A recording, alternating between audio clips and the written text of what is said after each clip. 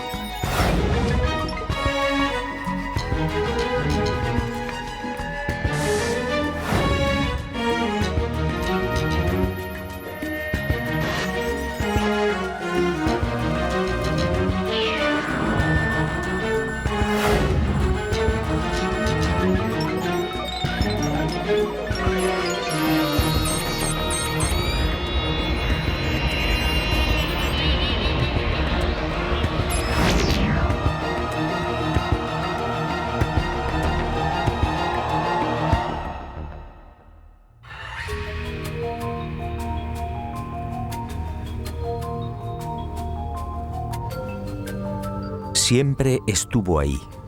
El hombre primitivo alzó también la vista hacia ella y sintió curiosidad.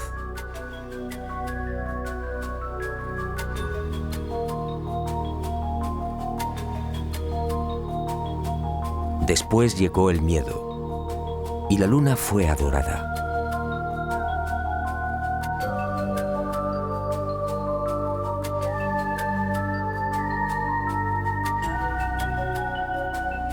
Más adelante los seres humanos la convirtieron en un sueño, a veces bello, a veces terrorífico. Y el satélite natural de la Tierra se convirtió en emblema de lo utópico, de lo inalcanzable.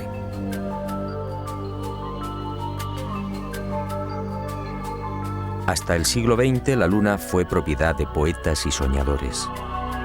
Algunos más audaces llegaron incluso a describirla. En el año 499 a.C., el filósofo griego Anaxágoras enseñaba que la Luna es un astro habitado, con infinidad de valles y montañas. Y otro tanto pensaba Demócrito, el creador de la teoría atómica, nacido también en el siglo V a.C. Pitágoras creía igualmente en una luna viva y habitada. Y su discípulo Filolao iría más allá, asegurando que nuestro satélite natural se hallaba habitado por seres 15 veces más grandes que los humanos. Y acertó al afirmar que el día lunar equivale a 15 días terrestres. Después llegaron los libros. Plutarco, en el siglo I de nuestra era, describe la Luna como una segunda Tierra. Y con los libros, los viajes. Fue hacia el año 160 después de Cristo cuando el griego Luciano de Samosata escribe el primer viaje a la Luna.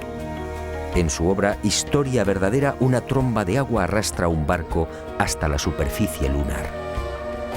Ariosto, en el Orlando Furioso, asegura que la Luna es un gran valle en el que se encuentra todo lo que hemos perdido en la Tierra: riquezas, coronas, honor y esperanza.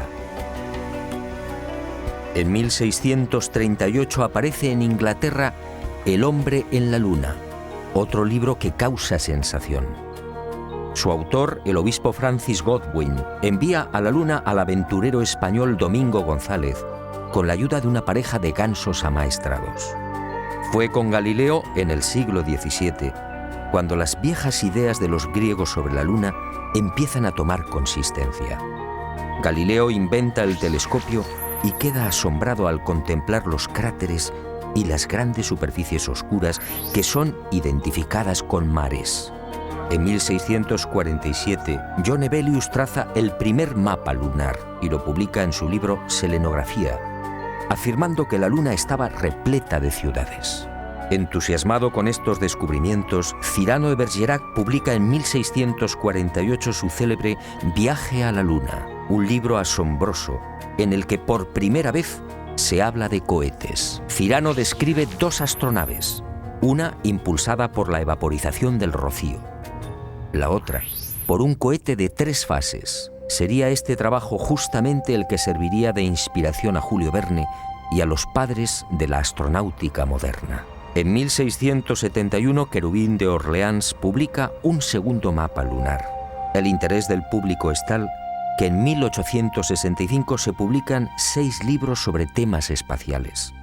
El más conocido fue sin duda De la Tierra a la Luna, del genial Verne. Y en 1903, el ruso Tsiolkovsky proporciona las pautas que servirían de modelo a la cohetería del siglo XX.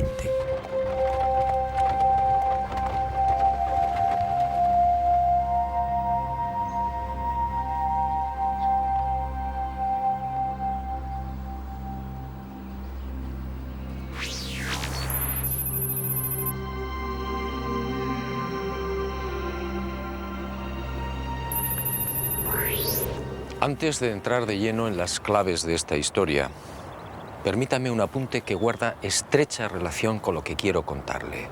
Sígame de nuevo y guárdelo en su memoria.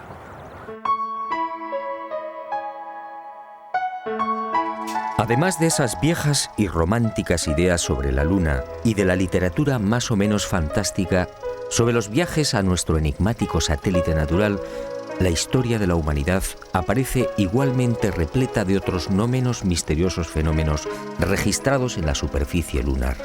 En el verano de 1178, al poco de ponerse el sol, un grupo de monjes de la Catedral de Canterbury observó en el filo de la Luna un formidable resplandor acompañado de gigantescas llamaradas. En 1789, el astrónomo Schroeder contempló atónito una enorme zona iluminada en la llamada región de los Alpes lunares. A lo largo de ese año, otros observadores dieron fe de la presencia en la superficie de la Luna de increíbles y desconcertantes luces que se movían entre mares y cráteres. En 1820, el también astrónomo François Arago publicó en los Anales de Química y Física el relato de otra asombrosa observación. Durante un eclipse, toda una formación de luces evolucionó sobre la Luna, manteniendo el orden de vuelo durante los virajes. En 1843, el mencionado astrónomo alemán Johann Schroeder asistió a otro fenómeno para el que tampoco se ha encontrado explicación. Al observar el cráter Linné en el Mar de la Tranquilidad, el científico comprobó algo desconcertante.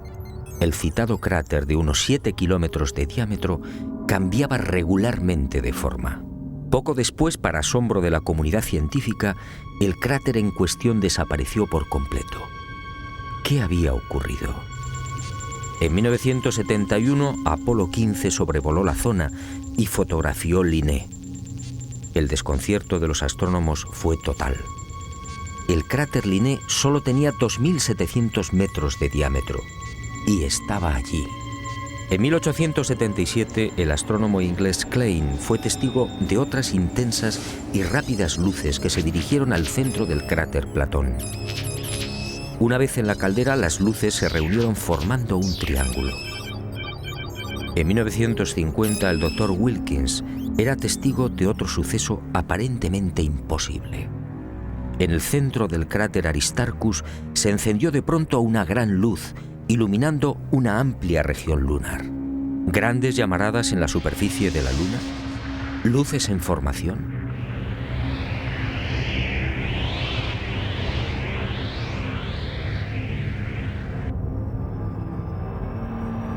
¿Qué estaba pasando en la Luna?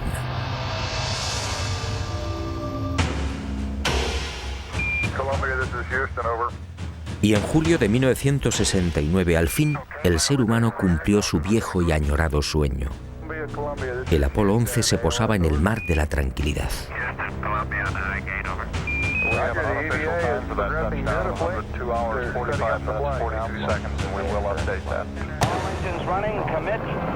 Y el mundo vibró con aquellos primeros y tímidos pasos de Neil Armstrong.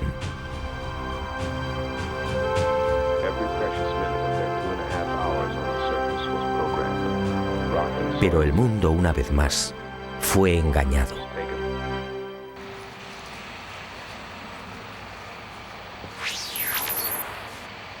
Muchos de los que vivimos aquel histórico y emocionante momento nos hicimos la misma pregunta. ¿Por qué ese obsesivo interés por conquistar la Luna? Fue el alto militar norteamericano al que me he referido y al que desde ahora llamaré Mirlo Rojo, quien años más tarde respondería con una información que me dejó perplejo. Una información secreta que muy pocos conocen. Las nuevas generaciones no saben o no recuerdan. A la Luna se fue a investigar, sí, y se ha dicho también que fue una cuestión de prestigio. Una especie de apuesta entre soviéticos y norteamericanos.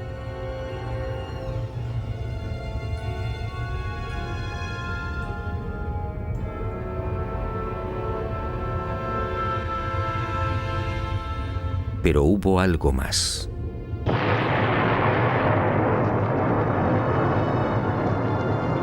En los años 50, tras la amarga experiencia de la Segunda Guerra Mundial, soviéticos y aliados se embarcaron en una loca carrera de armamento. Aquel periodo fue conocido como Guerra Fría. Una peligrosa etapa en la que llegaron a fabricarse 15.000 bombas nucleares y 9.000 misiles intercontinentales. Y de pronto soviéticos y occidentales experimentaron un brusco giro. De la noche a la mañana, sin aparente justificación, la URSS sorprendió al mundo, situando en órbita el primer satélite artificial, el Sputnik. Era el 4 de octubre de 1957. Y armas nucleares y misiles intercontinentales quedaron en segundo plano. ¿Por qué?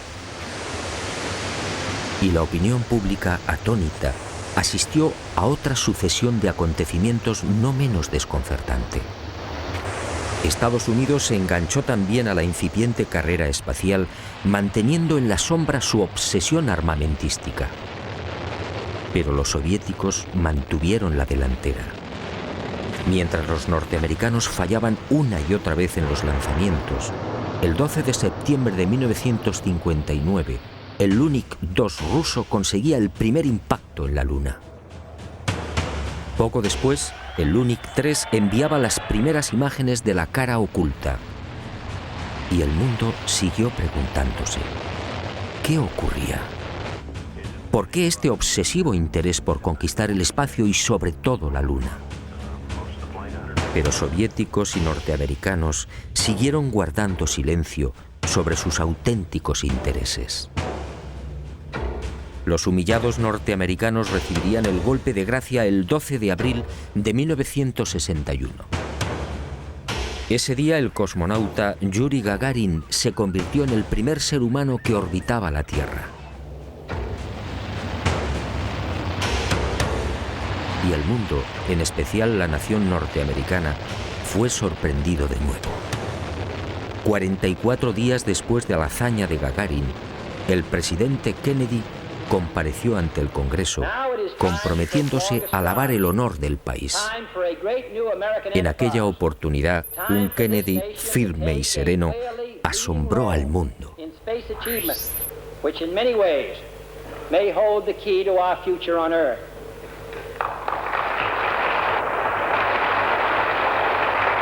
I therefore ask the Congress, above and beyond the increases I have earlier requested for space activities, to provide the funds which are needed to meet the following national goals. First, I believe that this nation should commit itself to achieving the goal, before this decade is out, of landing a man on the moon and returning him safely to the Earth. ¿A qué se debían estas extrañas prisas? ¿Qué estaba ocurriendo? Aparentemente las palabras de Kennedy obedecían a la necesidad de recuperar el prestigio y la hegemonía militar. Y era cierto en parte. La verdad era otra. La verdad llegaría años más tarde y de la mano de Mirlo Rojo. Él confió en mí y me hizo partícipe de su gran secreto. Un secreto tan espectacular como diabólico.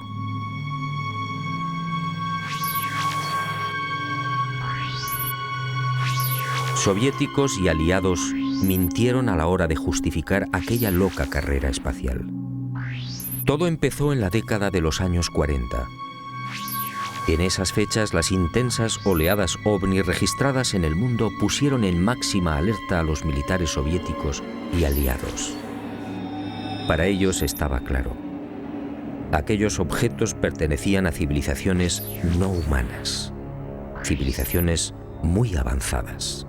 El mundo nunca lo supo. Aquellos miles de avistamientos fueron la gran razón que impulsó a los militares al referido y brusco giro en la carrera armamentística, y concibieron la necesidad de fortalecer los sistemas defensivos, concediendo absoluta prioridad al espacio. Los militares no eran ajenos a los extraños fenómenos luminosos que se registraban en la Luna y que venían reportando los astrónomos. Y desde los años 50, tanto Estados Unidos como la antigua URSS redactaron planes concretos para pisar el satélite natural y establecer bases que, según ellos, pudieran controlar y contrarrestar la presencia de estas astronaves no humanas. Horizon fue uno de estos proyectos diseñado en secreto por el Pentágono. Ni siquiera Kennedy tuvo conocimiento del gran plan. Sencillamente fue engañado. Y consideró de buena fe que los Estados Unidos deberían ser los primeros en ese supuesto desafío técnico y científico. Según Mirlo Rojo, la campaña de intoxicación desplegada por las diferentes agencias gubernamentales norteamericanas y los servicios de inteligencia hizo el resto. Kennedy y la opinión pública mordieron el anzuelo. En la noche del 24 al 25 de julio de 1955 se produjo un nuevo incidente ovni que aceleraría los planes de los militares. Esa noche los observatorios astronómicos de Leningrado y Monte Palomar descubrieron un gigantesco cilindro a 500 kilómetros de la Tierra, orbitando a 30.000 kilómetros por hora. El objeto tenía más de 10 kilómetros de longitud. Días después, soviéticos, norteamericanos, franceses e ingleses se reunían en secreto en Ginebra, confirmando sus temores. Aquella formidable máquina, obviamente, no era humana. Pero ocurrió algo imprevisto. Los soviéticos no aceptaron los consejos y directrices de los militares aliados para establecer un proyecto conjunto en el control del espacio. Y el 4 de octubre de 1957, ante la sorpresa del mundo y la irritación de los aliados, tomaron la delantera con el ya referido lanzamiento del Sputnik.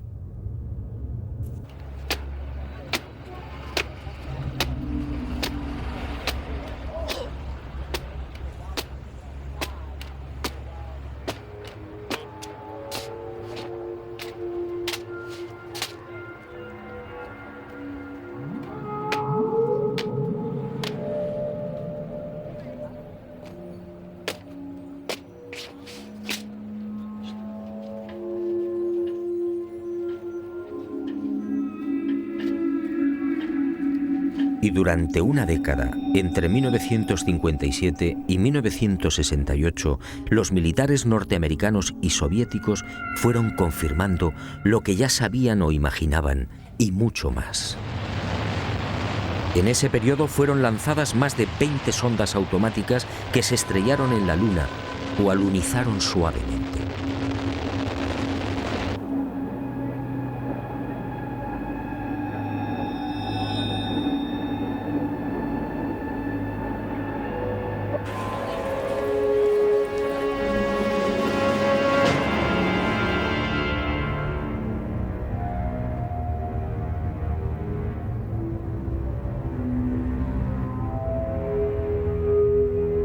En total, sin contar las imágenes obtenidas por la URSS, la NASA recibió 230.000 fotografías del satélite natural.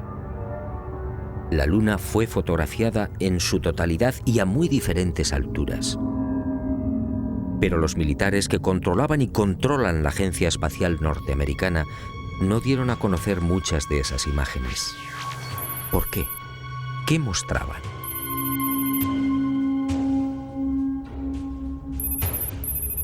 Cuando Mirlo Rojo me entregó algunas de estas fotografías, quedé desconcertado.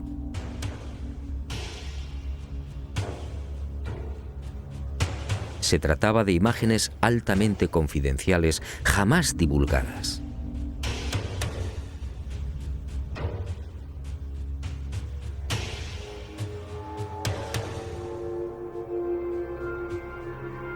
En una de ellas, tomada por la sonda Orbiter 2 en noviembre de 1966, se aprecian dos muros o carreteras paralelos de 27 kilómetros de longitud.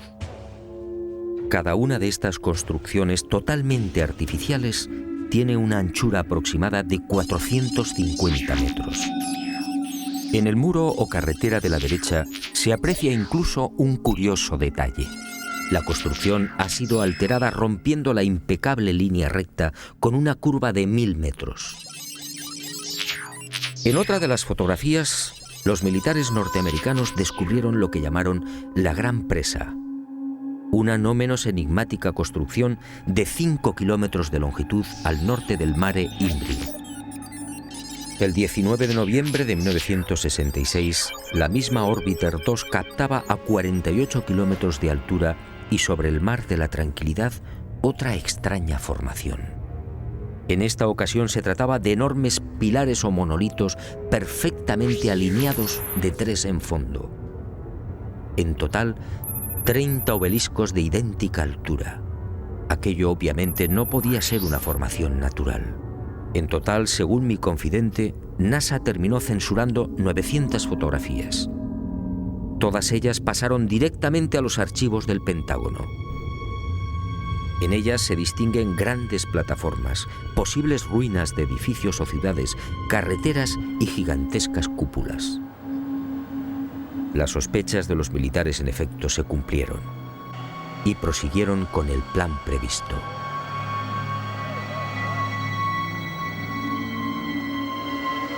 Civilinamente, los servicios de inteligencia militar norteamericanos se cubrieron las espaldas en previsión de una hipotética fuga de información. Para ello, utilizando a NASA como pantalla, propiciaron la redacción de un informe que los eximiera moral y jurídicamente de cualquier responsabilidad en caso de ocultamiento.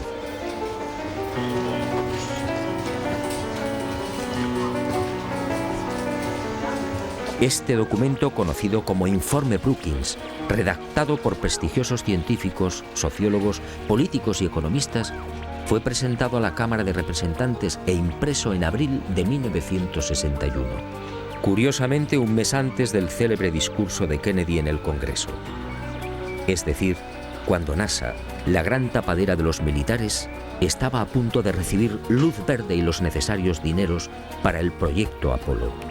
En este informe, además de reconocer que la vida extraterrestre es una posibilidad real, se aconseja a NASA que no difunda los posibles hallazgos que pueda encontrar en la carrera espacial.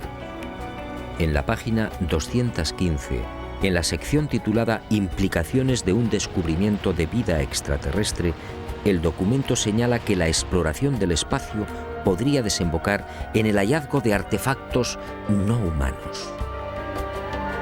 En ese supuesto, continúa el informe Brookings, nuestra civilización se vería amenazada por un irremediable proceso de desintegración, tal y como ha sucedido en la Tierra en otras épocas y con otros pueblos.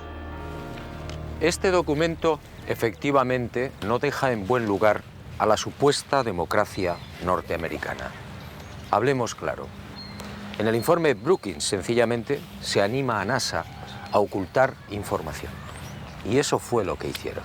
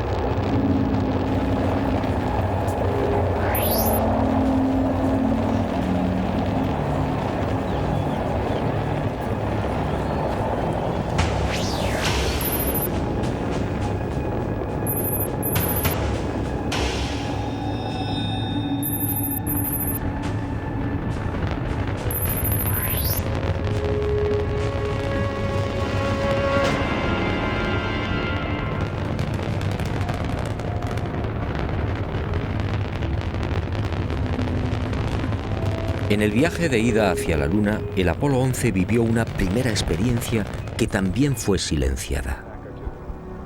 Cuando se hallaba a 200.000 kilómetros de la Tierra, un extraño y gigantesco objeto apareció en las proximidades de la nave. Los astronautas lo describieron como una formidable L, algo similar a una maleta abierta, aunque en ocasiones cambiaba de forma, adoptando la figura de un cilindro. La noticia se filtró a la prensa, pero NASA, fiel a su consigna de ocultamiento, zanjó el asunto con una explicación tan absurda como insostenible. Lo observado por el Apolo 11 solo era el sobrealimentador del cohete Saturno IV. Absurdo, sí, porque en esos momentos la referida fase del cohete se encontraba a 10.800 kilómetros del Apolo. Pero las mentiras de NASA apenas habían empezado. A casi 380.000 kilómetros de la Tierra, muy cerca ya de la superficie lunar, el Apolo descubrió otras luces que volaban en formación.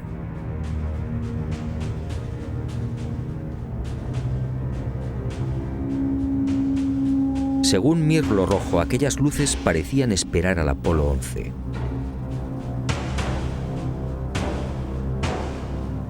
Eran muy brillantes y volaban en perfecta formación.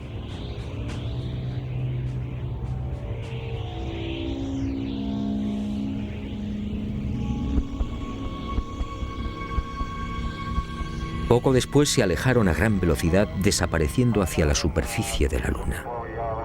Los astronautas tenían razón. Aquello parecía un recibimiento, pero lo más espectacular estaba por llegar.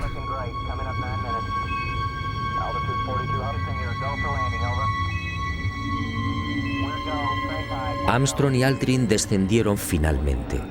Su compañero Collins permaneció en órbita lunar a 110 kilómetros de altura.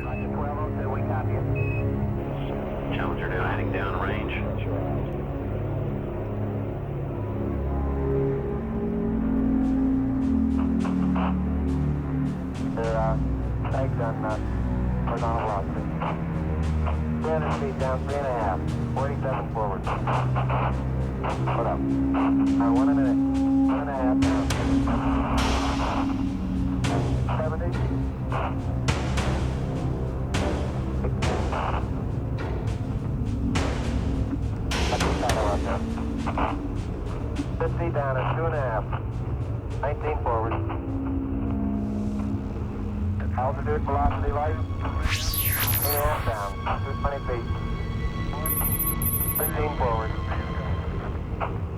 11 forward, came down nicely, 200 feet. 4.5 down, 5.5 down. 260, 6.5 down, 5.5 down. 9 forward. Good. 620 feet. 100 feet, 3.5 down, 9 forward. 5%.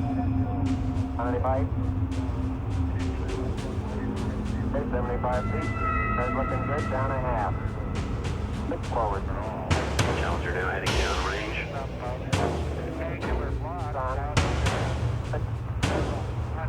Y al poco de aquel histórico alunizaje, Armstrong y Aldrin volvieron a sobresaltarse. La frecuencia cardíaca se disparó hasta 150 y 160 latidos por minuto. Las palabras de Armstrong, atropelladas, dejaron perplejos a los técnicos de Houston.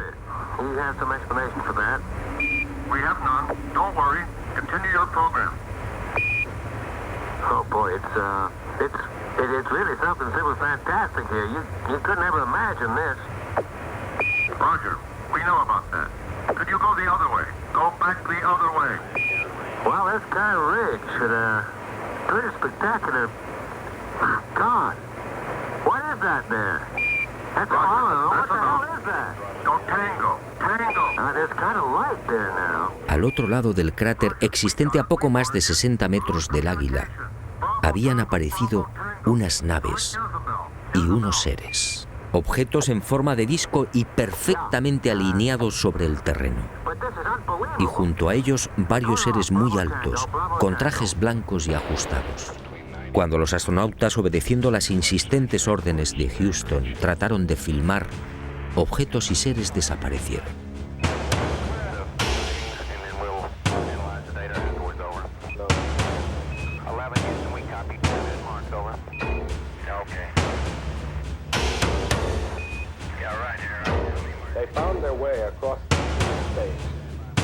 Y llegó el momento culminante, el verdadero objetivo de Apolo 11, la secreta razón que impulsó a los militares a conquistar la Luna.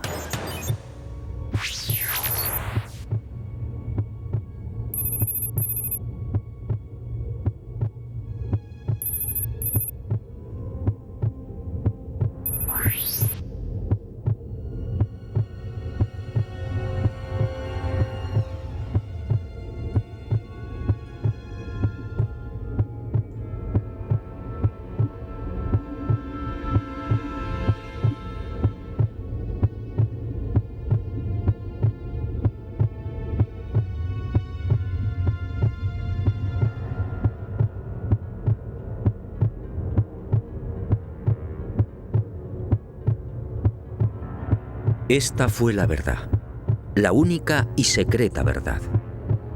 Aquel 21 de julio de 1969, Armstrong y Aldrin se alejaron escasos metros del módulo, filmando esta increíble construcción. Esta película de 14 minutos jamás fue difundida por NASA.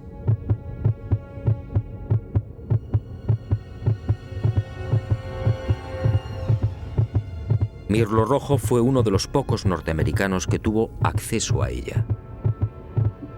A escasos metros, sí, del Águila. Y no fue casualidad.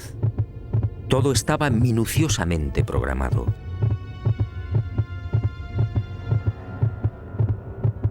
Estas misteriosas ruinas, como otras igualmente filmadas por los restantes Apolos, habían sido fotografiadas con anterioridad por las diferentes sondas automáticas.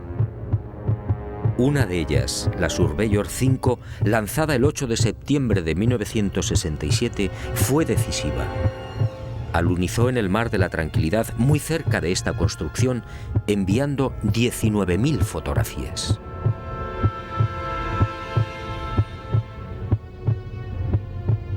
Edificios en ruinas. Edificios en la superficie de la Luna. Edificios aparentemente de una gran antigüedad. Pero, ¿quién los había levantado? Nosotros los humanos, obviamente no. Solo quedaba una respuesta. Esto era obra de una civilización no humana.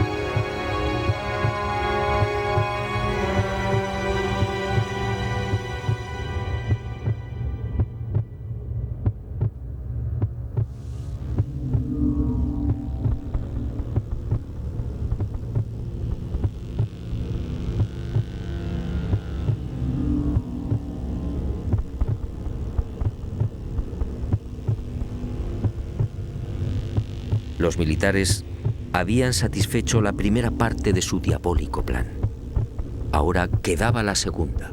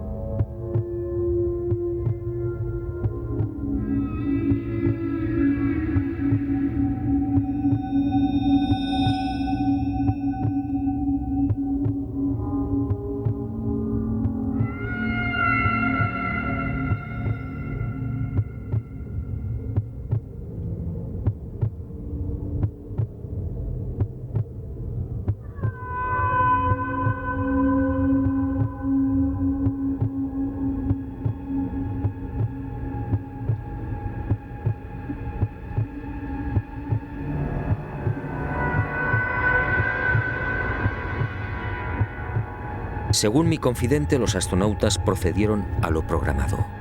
Recogieron muestras de los muros, tomaron medidas y se retiraron.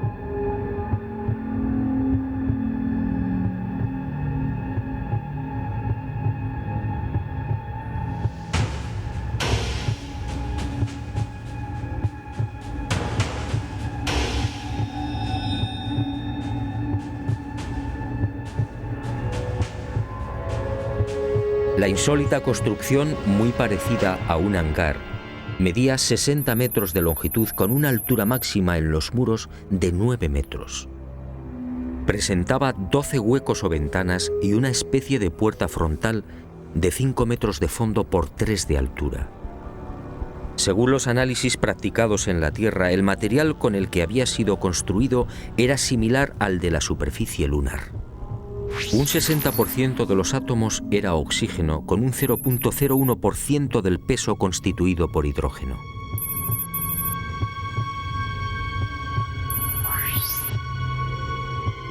Las paredes se hallaban muy erosionadas. Esta circunstancia, dado que en la Luna no existe prácticamente atmósfera, hizo pensar a los militares que el edificio en cuestión podía tener varios miles de años.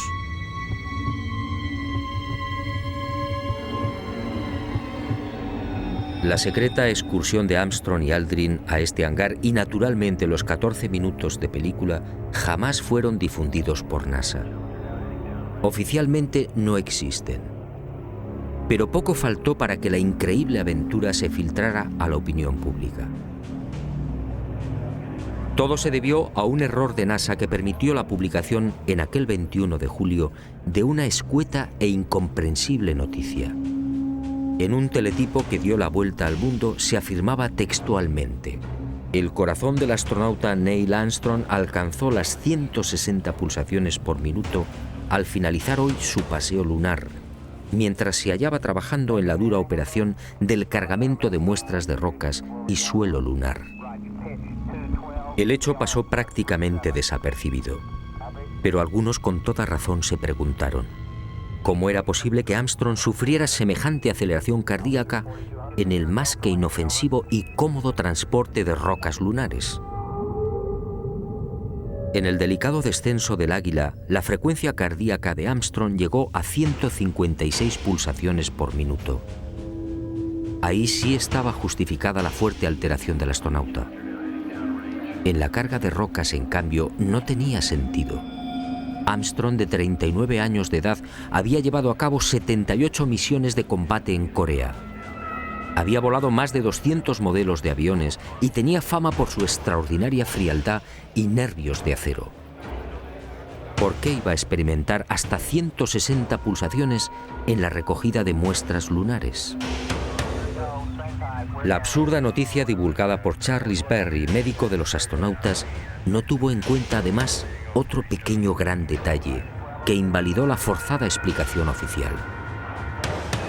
Durante las 3 horas que duró el paseo lunar, Armstrong y Aldrin recogieron un total de 25 kilos de rocas. Dado que en la superficie de la Luna existe una gravedad 6 veces menor que la de la Tierra, el peso real de las rocas fue de 4 kilos. 4 kilos repartidos entre 2 astronautas y en diferentes momentos de la excursión lunar. La versión de NASA efectivamente no era creíble.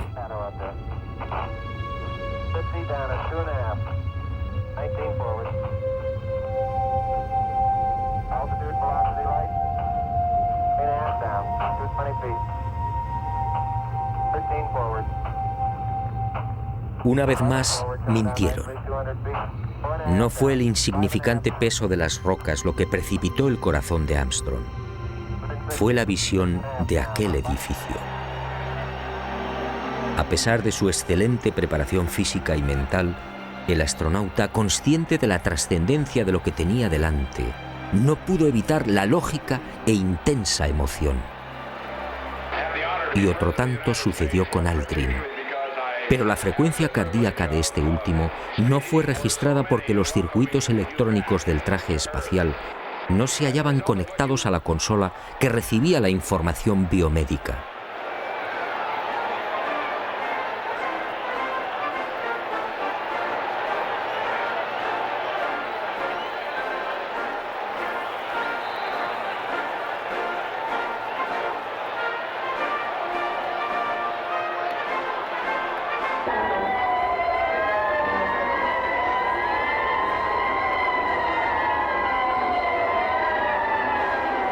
Los hombres del planeta Tierra posaron aquí su pie por primera vez.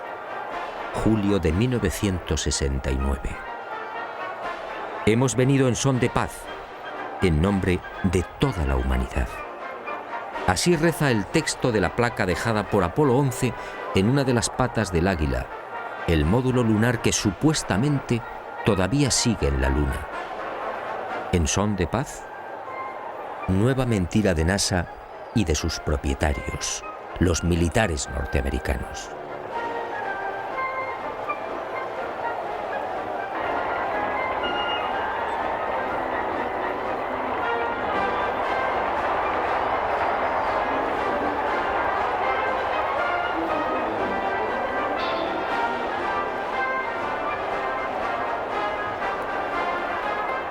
Mirlo Rojo fue contundente. Hasta diciembre de 1972, fecha en la que se interrumpe el proyecto Apolo, otras 5 naves volaron a la Luna.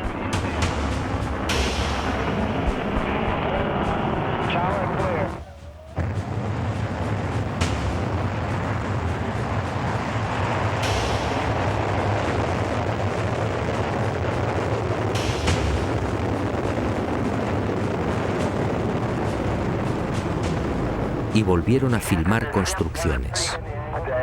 Después, esas edificaciones fueron bombardeadas y destruidas. Y existe la fundada sospecha de que Estados Unidos utilizó armas tácticas nucleares contaminando la Luna.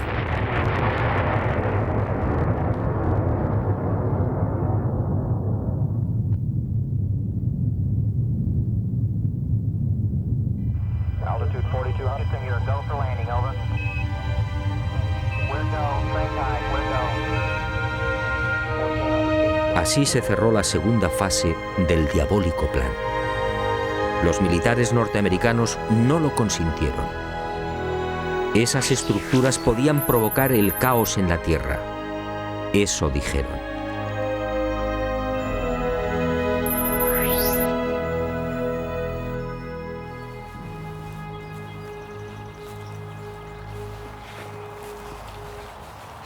Sí, amigo. En los restantes Apolo sucedieron muchas cosas, cosas extrañas y secretas. Pero esa es otra historia que quizá algún día me decida a contar, suponiendo, claro está, que siga vivo. Por cierto, desde aquel diciembre del 72 han transcurrido más de 30 años. ¿Estamos pensando lo mismo? ¿Por qué nunca se volvió a la Luna?